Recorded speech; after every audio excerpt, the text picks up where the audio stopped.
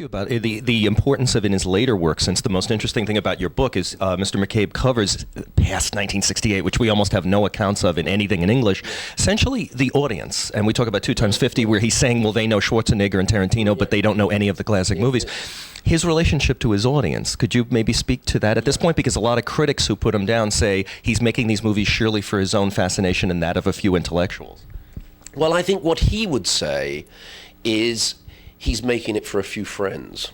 I mean, he said at Cannes, somebody asked him the question roughly like that, and he said, look, Anne-Marie and I have 100,000 friends around the world who want to see what we make, and that is sufficient to enable us to make it. And I think it's very interesting, that recasting of the whole audience question as friends. I don't think he's making it for intellectuals, I've got to say. I mean, although he is in many ways an intellectual, in other ways he's not. I mean, he's a filmmaker. He's a man who makes images. He's probably the man, certainly that I know of, the most obsessed with how do images work, how does cinema work, etc.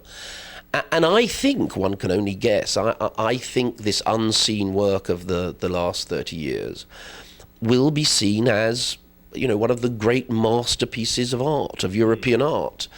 It's never going to be easy. If you just switch it on and you expect to get your attention grabbed in the first 30 seconds, it's never going to happen. Right.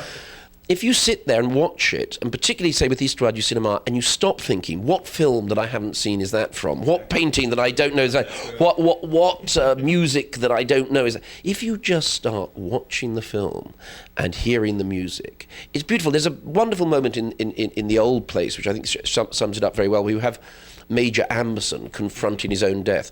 You don't need to know anything about the Magnificent Ambersons.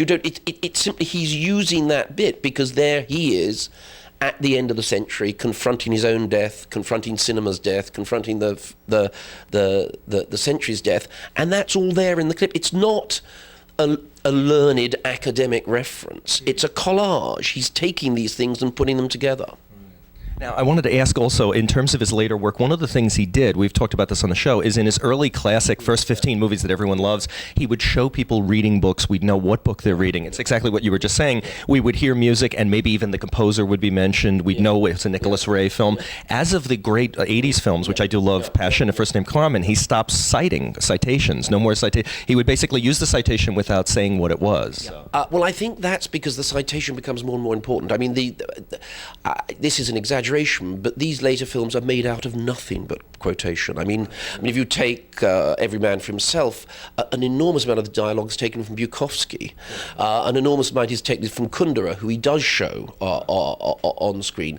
But it's more and more quotation, and I think it's very simple. He does give you lists at the end, in which but it's exactly, it would be distracting to say, and this bit's from this, and this bit's from that, because it's not functioning like that. It's functioning entirely in its thing. And then at the end, he gives lists of, where he's taken stuff from. So I don't think that he's trying to hide it. It's that he doesn't want to, he wants to really use the flow of the sound and image without interrupting it. And another thing you get into in the book is that in his early life he was a fan of puns, and I've always felt that this is an unappreciated, we talked about this on the program too, his sense of humor is essentially not gotten into at all. He's thought of as dry and boring. Maybe you don't find him funny, but I think a lot of times he's making jokes. Oh, no. It's no. He is hilarious. It's very black humor, but every film is full of jokes. I mean, absolutely full of jokes. They're very quickly delivered, and no time is left for the laugh. But these are masterpieces of comedy, amongst other things. Yeah. I mean, his carrying of the Buster Keaton book and First Name Carmen is kind of a symbol that he's taking himself. His perception of himself too in his films, if you could speak towards that, the fact that he's cast himself as an old crazy man in a lot of his films, Keep Up Your Right and First Name Carmen. Well, I think what happened there was, I think when he got to the end of Hail Mary, he'd really completed a second cycle of films, and I think this is, this is real speculation because I don't know, but I think he didn't really know what to do next. And it's interesting, several things happen. He starts appearing in the films. I mean, there's from Prénom Carmen, King Lear, there's a whole number of films in which he's a major character. Interestingly, it's also the moment when he gets interested in biography. It's the moment when he encourages me to write this biography. It's a moment when he encouraged, which he then cancelled in very typical fashion on the first day, but there was going to be a television biography on French television. And I think he got interested in that because he didn't quite know where to put himself in the picture. And that's when he started making Histoire du cinéma.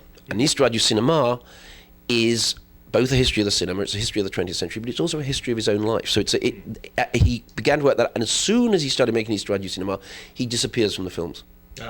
So you don't see him in the films, because actually I think he's working that out in the Histoire du cinéma. And again, this is purely my point of view, but I would see him perhaps once a year, always very briefly.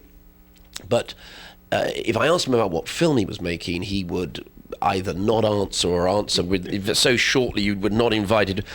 But he did say suddenly one day in 88 or 89, he said, I want to show you something. And he showed me what was a first cut, I won't say the first cut, a first cut of Histoire du cinéma. And my own impression is that for the next 10 years, that was until he finished it, that was what he was working on. Anything else he was doing, I'm not saying he didn't take them seriously, but his kind of effective creative life was mainly in making the Histoire du cinéma.